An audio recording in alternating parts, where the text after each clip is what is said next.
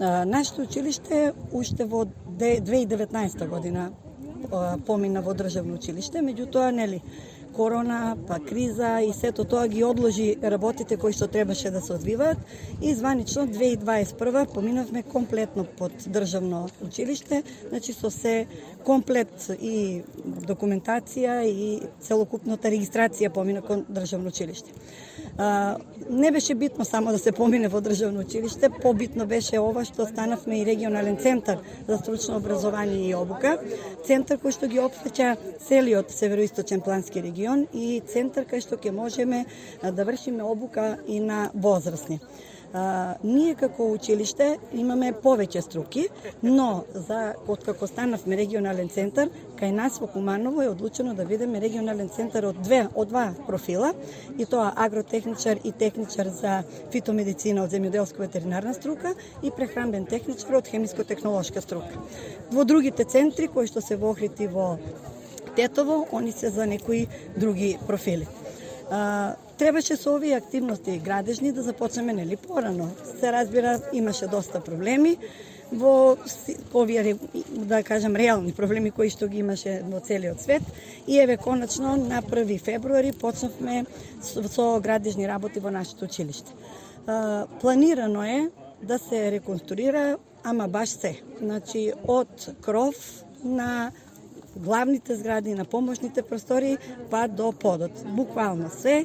Во моментот, бидејќи се уште тече настава, започнато е реконструкција од ученичкиот дом и работилници кои се наоѓаат во негова близина, а здравје Боже, во мај месец планираме да отпочнат работи и во главната централната зграда. Реконструкција стварно е еден голем инвестицијски проект спрема архитектонскиот план кој што го имаме. Значи, училиштето добива сосема нов изглед, комплетно нов изглед, не само училиште, туку и овие помошни згради. Се ова што се изведува е по рамките и го врши МОН. Значи, ние сме само место каде што се изведуваат овие градежни работи. Се надеваме дека тоа брзо ќе заврши, планирани се 15 месеци, ако заврши во рок од 15 месеци е убаво, меѓутоа мора да се даде тука малку и поголем простор, бидејќи стварно ова е еден голем проект и го објемен објект за работење, ама освен овие градежни работи на инфраструктура, после тоа следат и опремување на училиште со современа опрема, така да тоа е нешто што стварно целата инвестиција е некаде приближно околу 3 милиони евра, која што е доста голема инвестиција. Можем да кажем и тоа дека за нас како училиште се разбира убаво е да ни училиште изгледа убаво преку инфраструктурен дел, но најбитно ни е што ќе бидеме опремени со современа опрема.